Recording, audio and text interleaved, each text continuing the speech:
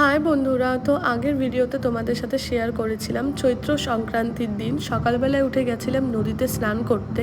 তো এই ভিডিওতে শেয়ার করছি যে তার পরের দিন কি রান্নাবাড়ি করলাম।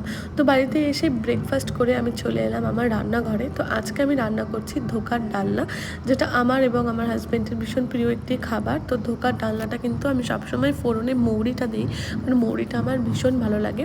তো রান্না করতে করতে একটু চা খেতে ইচ্ছে করছিল, তো এখানে দুজন মিলে একটু চা খেয়ে নিলাম। তো আজকে তো প্রত্যেকটা বাঙালি বাড়িতেই কিন্তু নিরামিষ রান্নাবাড়ি হচ্ছে। আর তিতা ডাল, টক ডাল, সমস্ত রকমের সবজি দিয়ে একটা পাঁচমিশালি তরকারি, সেটা তো প্রত্যেকের বাড়িতেই হয়ে থাকে। তো আমার বাড়িতেও সেসবই হচ্ছিল, বাট আমি তরকারিটা রান্না করিনি, কারণ বৌদি আমাদেরকে দিয়েছিল তরকারি। আর আমাদের যে পাশের ঘরের বৌদি ছিল, সেই বৌদিও আমাদেরকে তরকারি দিয়েছিল।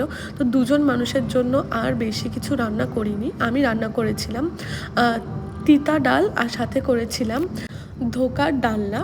আর যখন আমরা নদী থেকে স্নান করে আসছিলাম না, তো তখন নদীর মানে যেই রাস্তাটা দিয়ে আসছিলাম তার পাশে অনেকগুলো কুমড়োর ডগা ছিল। তো সেখানে দেখেছিলাম যে ছোটো ছোটো কুমড়ো ফুল ছিল। তো সেই ফুলগুলো কিন্তু ভাজা খেতে ভীষণ ভালো লাগে।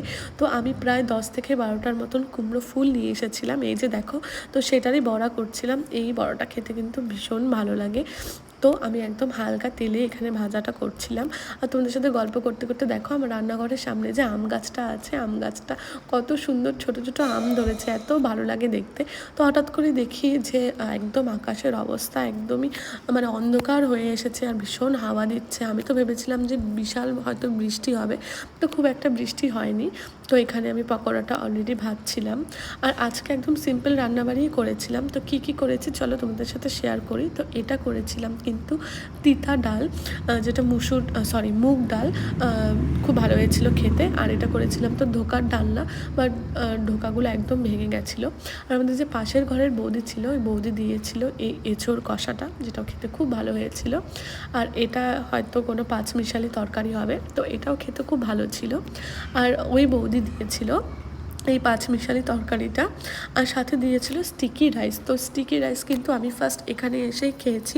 এটা অ্যাকচুয়ালি বলে বিরন চালের ভাত আই থিঙ্ক। তো একদম স্টিকি থাকে চালটা। তো এটাও খেতে ভালোই লাগে।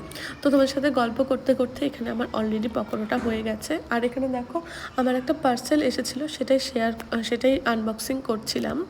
তো এই কয়েকটা জিনিসই আমি অর্ডার করেছিলাম। তো দেখো তারপরেই তো বিশাল হাওয়া শুরু হয়ে গেছিলো বাইরে। আর এখানে এত হাওয়া, দরজা জানলা সমস্ত কিছু মনে হয় একদম মানে ভেঙে যাবে, এত হাওয়া। তো যাই হোক, ভিডিওটা এতটুকুই থাকলো, কেমন লাগলো জানিও।